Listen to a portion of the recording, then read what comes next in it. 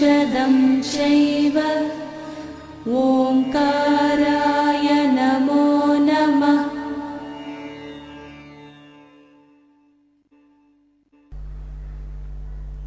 అనేక రకాలైనటువంటి ప్రలోభాలు మన చుట్టూత పేరుకుని ఉంటాయి. అనేక రకాలుగా విషయాల్లోకి లాగటానికి ఇక్కడ ప్రకృతి మన పట్ల కక్ష కట్టి ఉన్నదా అన్నట్లుగా అనుక్షణము కూడా ప్రకృతి మన మీద విజృంభించి పనిచేయటానికి ఎప్పుడూ కూడా సిద్ధంగా ఉంటుంది.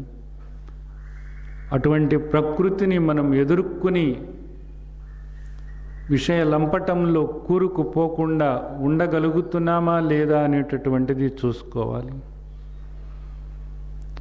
మనకున్నటువంటి పరిస్థితుల్లో, మనకున్నటువంటి బంధాల్లో, మనకున్నటువంటి బాంధవ్యాల్లో, మనకున్నటువంటి స్నేహాల్లో, మనకున్నటువంటి కర్తవ్యాల్లో మనం కూరుకుపోకుండా, అంటి ముట్టకుండా పద్మపత్రం ఇవంబస ఆ విధంగా ఉండగలుగుతున్నామా అన్నది చూసుకోవాలి.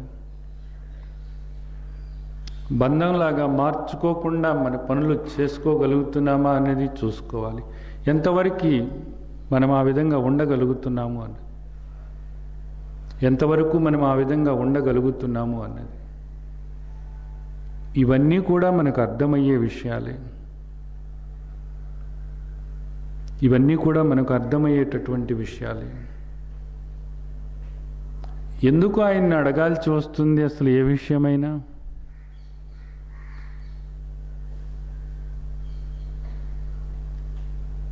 నీకు కావాల్సింది ఏదో అది నేనే ఇస్తున్నాను అని చెప్తున్నప్పుడు ఆ తండ్రి శ్రీమద్ భగవద్గీతలో ఎప్పుడెప్పుడు నీకు ఏదేది కావాలో అది నేనే ఇస్తున్నాను అని ఆ తండ్రి చెబుతున్నప్పుడు నిజానికి ఆ తండ్రిని అడగాల్సినటువంటి అవసరం ఏముంది?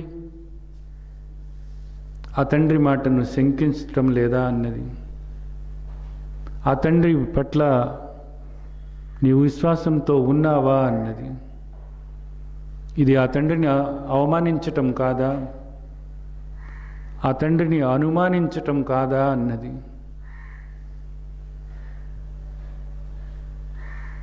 నీకు ఏదేది కావాలో, ఎప్పుడు ఎలాంటిది కావాలో హితాన్ నీకు హితమైనటువంటిది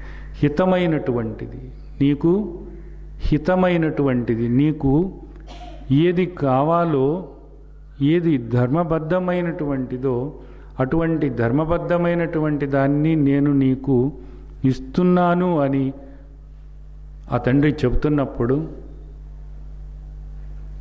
దాని పట్ల మనకు విశ్వాసం ఉన్నట్లయితే, ఆయన పట్ల మనకు ప్రేమ ఉన్నట్లయితే, ఆధ్యాత్మికంగా మనం పురోగమించాలి అని అనుకున్నప్పుడు మనం నిజానికి అడగాల్సినటువంటి పని ఉంటుందా అన్నది. మన మనస్సు రెపరెపలాడుతున్నప్పుడు, మన మనస్సు అడుగు అడుగు అని మనల్ని ప్రోత్సహిస్తున్నప్పుడు, అడగందే ఆయన మాత్రం ఏమి చేస్తాడు అని మన మనసు చెబుతున్నప్పుడు మనకు అనేక కథలు గుర్తు చేసి, వాళ్ళందరూ అడిగితేనే కదా భగవంతుడు ఇచ్చాడు అని మన మనసు రకరకాలైనటువంటి కథలను మనకు గుర్తు చేస్తున్నప్పుడు నిలబడగలుగుతున్నామా అన్నది. మన వివేకాన్ని ఉపయోగించుకొని మనం నిలబడగలుగుతున్నామా అన్నది. రెపరెపలాడుతున్నటువంటి, ఉవ్విళ్ళూరుతున్నటువంటి అడుగు అడుగు అని చెప్పేసి మనల్ని అడుగు ముందుకు వేయించటానికి ఉద్రేకపరుస్తున్నటువంటి మనస్సుని సమాధానపరచగలుగుతున్నామా మన వివేకంతో అనేటటువంటిది. దానికి చెప్పగలుగుతున్నామా? ఆ తండ్రి ఏది కావాలో అది ఇస్తారు నాకు, ఏది ఇచ్చినా నా బాగు కోసమే. నాకు ఇక్కడ మంచి ఏదీ లేదు, ఇక్కడ చెడు ఏదీ లేదు, ఇక్కడ శుభము ఏదీ లేదు, ఇక్కడ నాకు అశుభము ఏదీ లేదు. ప్రతిదీ కూడా, ప్రతి క్షణము కూడా ఆ తండ్రి ప్రకారమే జరుగుతుంది అనుకుంటున్నాను. ఈ చరాచర సృష్టిలో ప్రతిదీ కూడా ఆయనే అనుకున్నప్పుడు కాలము ఆయనే అనుకున్నప్పుడు, కదలిక ఆయనే అనుకున్నప్పుడు, ఆయన ప్రకారమే జరుగుతుంది అనుకున్నప్పుడు మంచి లేదు, చెడు లేదు, శుభము లేదు, అశుభము లేదు. ప్రతిదీ ఆ తండ్రిదే అని నేను స్వీకరించడానికి సిద్ధంగా ఉన్నాను అనేటటువంటి భావన స్థిరపరచుకోవటమే సర్వస్వ శరణాగతి. ఇది సరెండర్ అవటం. ఆ విధంగా మనం ఉండగలుగుతున్నామా అన్నది.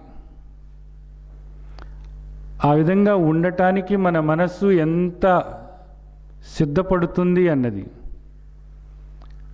ఆ విధంగా మనం ఉండటానికి మన మనస్సు మనల్ని ఇబ్బంది పెట్టకుండా ఉంటుంది అనేది మనకు అర్థమైతే, ఆ విధంగా ఉండటానికి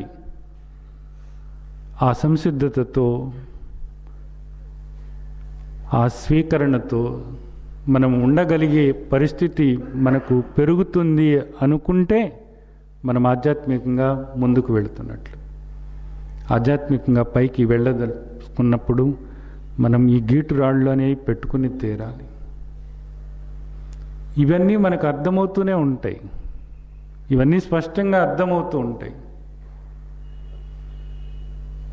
సాధన చేస్తున్నప్పుడు, ధ్యానం చేస్తున్నప్పుడు ఆ స్థితి వచ్చిందో అది నిద్రో తెలియకపోవచ్చు. ఎందుకంటే అప్పుడు మనస్సు లేదు కాబట్టి ఆ స్థితి ఏదో తెలుసుకోవటానికి, ఆ స్థితి గురించి వర్ణించటానికి ఎవరు లేరు కాబట్టి అది స్థితి అవునో కాదో తెలియదు, అది గతో స్థితో తెలియదు అని అంటున్నాం. బాగానే ఉంది, మంచిదే.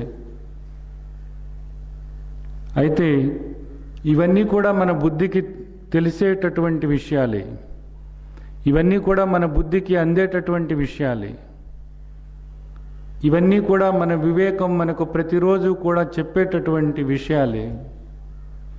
ఈ విషయాల్లో మనం ఏ స్థాయిలో ఉన్నాము, ఇంకా ఏ స్థాయికి చేరాలి అనేటటువంటిది అనుక్షణము కూడా మనకు లోపల నుండి ఒక స్ఫురణ, ఒక బోధ అందుతూనే ఉంటుంది.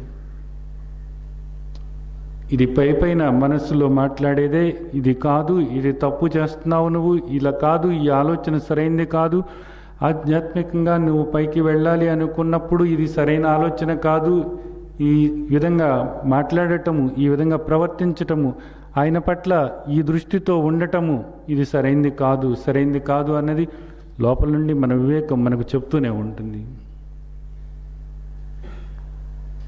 దాన్ని నొక్కేసి, ఆ వివేకాన్ని చంపేసి మనసు ప్రకారంగానే, మన పాత అలవాట్ల ప్రకారంగానే మాయలోనే కూరుకుపోతాము అని అనుకున్నప్పుడు ఆధ్యాత్మికంగా మనం ఏ ఒక్క అడుగు కూడా ముందుకు వెయ్యలేము. ఇది స్పష్టపరచుకోవాల్సినటువంటి విషయం.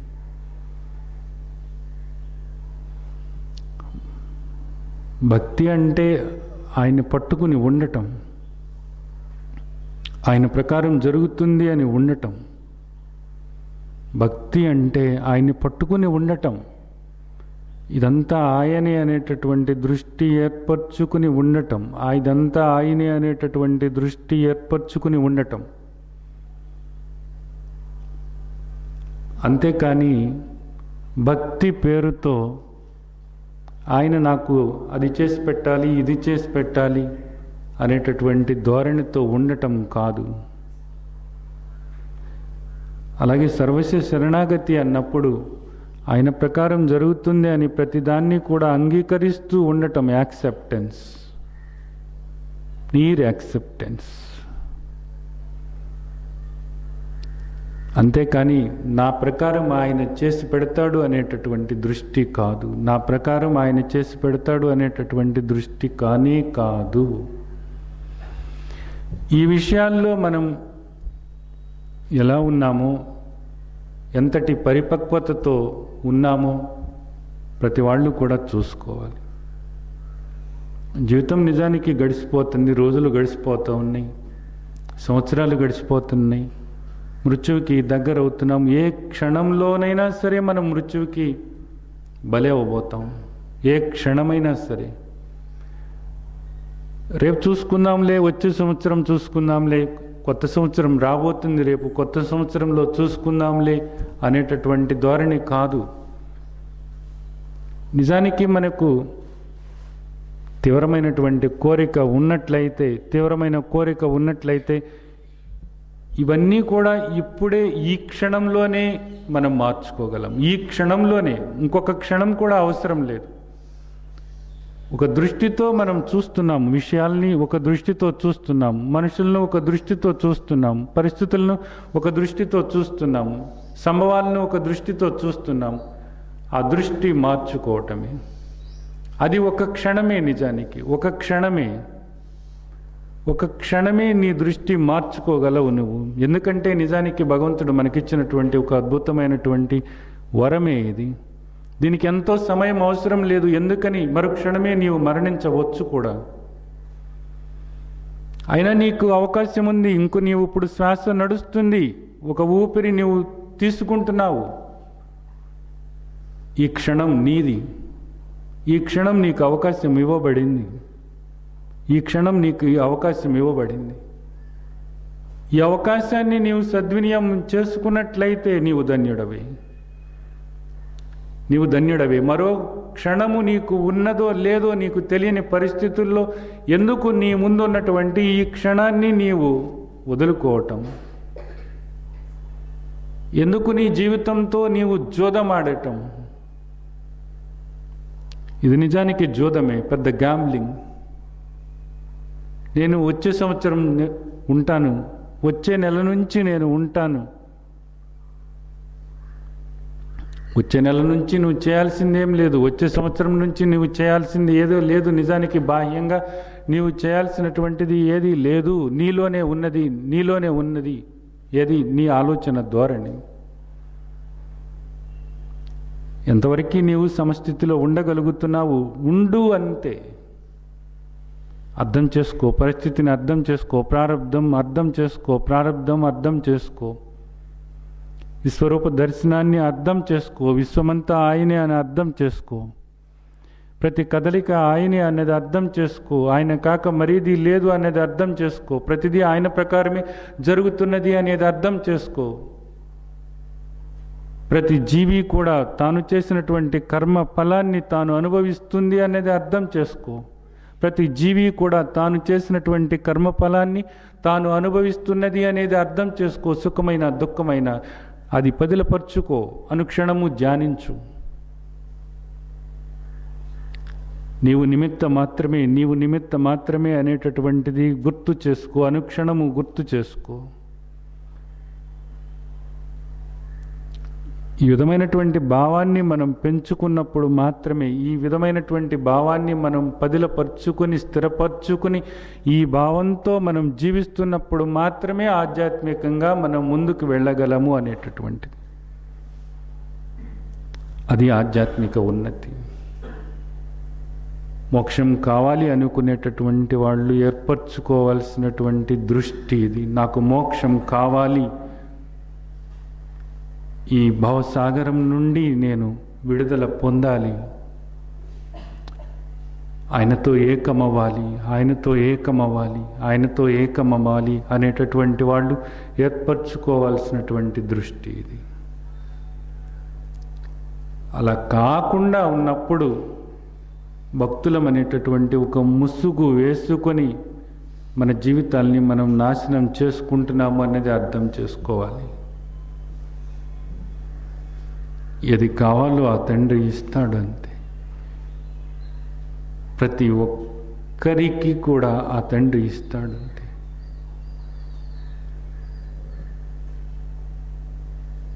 జగతో మాత దాత పితామహ, ఈ జగత్తుకి అంతా కూడా నేనే తల్లి, నేనే తండ్రి అని ఆ తండ్రి చెబుతున్నారు. అది ఆయన బాధ్యత అనేది అర్థం చేసుకోవాలి. నీకు ఏదేది కావాలో, ఎంతవరకు కావాలో, ఎటువంటిది కావాలో, ఎప్పుడు కావాలో అప్పుడు అటువంటి దాన్ని నీకు ఇవ్వటానికి ఆ తండ్రి ఎప్పుడూ కూడా, ఆ విశ్వప్రజ్ఞ ఎప్పుడూ కూడా సహకరిస్తూనే ఉంది. అంతేకాని గొంతెమ్మ కోరికలు తీర్చటం అన్నది కాదు ఆ తండ్రి పని అన్నది అర్థం చేసుకోవాలి, అవగాహన చేసుకోవాలి. ప్రతిదీ నీ కర్మ ఫలం నీవు అనుభవిస్తూనే ఉన్నావు. నీవు చేసినటువంటి కర్మ తాలూకు, క్రిందటి జన్మల్లో నీవు చేసినటువంటి కర్మల తాలూకు ఆ ఫలాన్ని నీవు ఇక్కడ అనుభవిస్తున్నావు. నీవు నిజానికి కోరుకుని వచ్చావు. ఈ జీవితం నీ ప్రకారంగా నీవు ఒకప్పుడు చేసిన దాని యొక్క ఫలితంగా, నీవు ఒకప్పుడు కోరుకున్న దాని యొక్క ఫలితంగానే నీవు ఇక్కడ అనుభవిస్తున్నావు అన్నదాన్ని గుర్తుంచుకోవాలి. మరలా దానికి విరుద్ధంగా, ఇప్పుడు మన ముందున్నటువంటి ఈ జీవితానికి విరుద్ధంగా, మనం ఒకనాడు కోరుకుని వచ్చినటువంటి ఈ జీవితానికి విరుద్ధంగా ఇప్పుడు మరలా ఇంకొక కోరిక కోరుతున్నాము అంటే, ఇంకొకలాగా జీవించాలి అని అనుకుంటున్నాము అంటే, ఇంకొక జన్మ తీసుకోవటానికి మనం సిద్ధమవుతున్నాము అన్నమాట. యాక్సెప్టెన్స్, ఒప్పుకో. ఈ జీవితంలో ఇప్పుడు నీవు అనుభవిస్తున్నటువంటిది ప్రతిదీ కూడా నీవు చేసినటువంటి గత జన్మ తాలూకు కర్మ ఫలం. ఆ కర్మ ఫలాన్ని నీవు ఇక్కడ అనుభవిస్తున్నావు. అంతేకాదు, ఇలా ఉండాలి అని నీవు కోరుకుని ఈ జీవితాన్ని తీసుకున్నావు. నీవు చేసినటువంటి దాని యొక్క ఫలాన్ని అనుభవిస్తూ నీవు కావాలని కోరుకున్నటువంటి జీవితాన్ని నీవు ఇప్పుడు పొంది ఉన్నావు అన్న విషయాన్ని గమనించి దీన్ని అంగీకరిస్తూ నీవు ముందుకు సాగినట్లయితేనే జన్మరాహిత్యం అన్నది ఏదో నీకు అర్థమవుతుంది. దాని నుంచి నీవు బయటపడగలవు. అలా కాకుండా నీవు ఇప్పుడు ఇంకొక కోరిక నీవు కోరుతున్నప్పుడు, ఇంకొకలాగా నీ జీవితం ఉండాలి అని అనుకుంటున్నప్పుడు, ఈ కోరిక నిజానికి ఈ జన్మలో తీరకపోతే, ఈ జన్మలో నీకు ఆ ప్రారంధం లేకపోతే, ఇంకొక జన్మలో నీవు ఇప్పుడు నీవు కోరుతున్నటువంటి కోరిక యొక్క ఫలాన్ని అనుభవించి తీరాలి అనేటటువంటిది గుర్తుంచుకోవాలి. కాబట్టి ఈ జీవితాన్ని అంగీకరించండి. ఈ జీవితాన్ని ఆస్వాదించటం అనే దాన్ని అర్థం చేసుకోండి. ఈ జీవితాన్ని మనం ఆస్వాదించవచ్చు. ఈ జీవితాన్ని మనం అర్థం చేసుకోవాలి. ఈ జీవితాన్ని మనం అంగీకరించండి. ఈ జీవితాన్ని మనం అర్థం చేసుకుని, ఈ జీవితాన్ని మనం అంగీకరించినప్పుడు ఈ జీవితంలో ప్రతి క్షణము మనం ఆస్వాదిస్తూనే ఉండవచ్చు. ప్రతి క్షణము ఆస్వాదించవచ్చు. ఈ జీవితంలో నీకు తోడైనటువంటి నీ స్నేహితులు, నీ భార్య, నీ బిడ్డ, నీ భర్త, నీ సన్నిహితులు, నీ హితులు, వీళ్ళందరూ కూడా నిజానికి నువ్వు కోరుకున్నటువంటి పరిస్థితుల్లోనే ఇక్కడికి వచ్చారు, ఇక్కడ నీతో ఉన్నారు అనేటటువంటి ఒక విషయాన్ని నువ్వు అర్థం చేసుకుని దీన్ని అంగీకరించినట్లయితే, ఇది నిజానికి నేను కోరుకున్న జీవితమే, ఇది నిజానికి నేను చేసినటువంటి కర్మల తాలూకు ఫలమే, ఇది నేను కోరుకున్నటువంటి జీవితమే, ఇది నేను చేసినటువంటి కర్మల యొక్క ఫలమే అనేటటువంటి దాన్ని నీవు అంగీకరించినట్లయితే, నీవు అర్థం చేసుకున్నట్లయితే, నీ జీవితాన్ని ప్రతి క్షణము కూడా ఆస్వాదిస్తూనే ముందుకు సాగగలవు. నీ జీవితంలో ఎవరితోనూ, ఏ పరిస్థితితోనూ కూడా నీకు ఇక్కడ ఘర్షణ ఏం లేదు. ఏ పరిస్థితి కూడా నీకు ఇక్కడ అసంతృప్తి కలిగించేటటువంటిది, అశాంతి కలిగించేటటువంటిది ఏదీ లేదు. నువ్వు కోరుకుని వచ్చావు, నువ్వు చేసి వచ్చావు, నువ్వు విత్తనం నాటి వచ్చావు. ఆ ఫలమే ఇప్పుడు నీవు అనుభవిస్తున్నావు, నీవు కోసుకుని తింటున్నావు. కాబట్టి నీకు ఎప్పుడెప్పుడు ఏదేది రావాలో, నీ వాటా ఎంతవరకు ఉన్నదో ఆ వాటా నిష్పక్షపాతంగా తూకమేసి ఇస్తూనే ఉన్నాడు నీ తండ్రి. నీవు చేసిన ప్రతి కర్మకు కూడా ఫలాన్ని నిష్పక్షపాతంగా ఆ తండ్రి ఇస్తున్నాడు. నిజానికి నీవు కోరినటువంటి కోరికకు తగినటువంటి జీవితాన్ని నీకు ఆ తండ్రి ప్రసాదించి ఉన్నారు. ఇక్కడ ఇంకా ఎందుకు కోరుకోవాలని అనుకుంటున్నావు? ఇలా కాక ఇంకొక విధంగా నా జీవితం ఉండాలని ఎందుకు అనుకుంటున్నావు? నా భర్త ఇంకొకలాగా ఉండాలని ఎందుకు అనుకుంటున్నావు? నా భార్య ఇలా కాకుండా ఇంకొకలాగా ఉండాలని ఎందుకు అనుకుంటున్నావు? నాకు ఇలాంటి బిడ్డలు కాక ఇంకొకలాంటి బిడ్డలు కావాలని ఎందుకు అనుకుంటున్నావు? ఈ స్నేహితులు కాక అటువంటి స్నేహితులు కావాలని నువ్వెందుకు అనుకుంటున్నావు? ఈ వృత్తి కాక ఇంకొక రకమైన వృత్తి కావాలని నువ్వెందుకు అనుకుంటున్నావు? ఈ పరిస్థితుల్లో కాక మరొక పరిస్థితుల్లో ఉండాలని నువ్వెందుకు అనుకుంటున్నావు? ఇవన్నీ నువ్వు అనుకుంటూ ఉన్నట్లయితే, ఈ భావాలను నువ్వు పదిలపరుచుకుంటూ ఉన్నట్లయితే, ఈ ఆలోచనలు నువ్వు పెంచుకుంటూ ఉన్నట్లయితే గుర్తుంచుకో, నీకు మరో జన్మ రాబోతుంది. నువ్వు కోరుకుంటున్నావు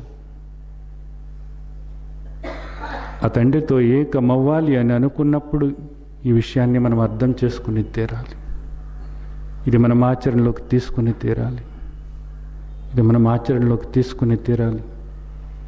ఇలా నిలబడటానికి కావలసినటువంటి బలాన్ని ఇవ్వమని ఆ తండ్రిని నిరంతరము ప్రార్థిస్తూ, ఈ విషయాల్ని అర్థం చేసుకుంటూ ఆచరణలోకి తీసుకుంటూ నిలబడటానికి కావలసినటువంటి ఆ బలాన్ని, ఆ శక్తిని, ఆ ప్రజ్ఞను ఆ తండ్రిని ఇవ్వాలని అనుక్షణము కూడా ప్రార్థిస్తూ, దేవాదిదేవ ఆ శక్తిని మాకు ప్రసాదించు తండ్రి అని అనుక్షణము ప్రార్థిస్తూ మన జీవితాన్ని ఒప్పుకుంటూ ముందుకి సాగటమే మనం చేయాల్సినటువంటి.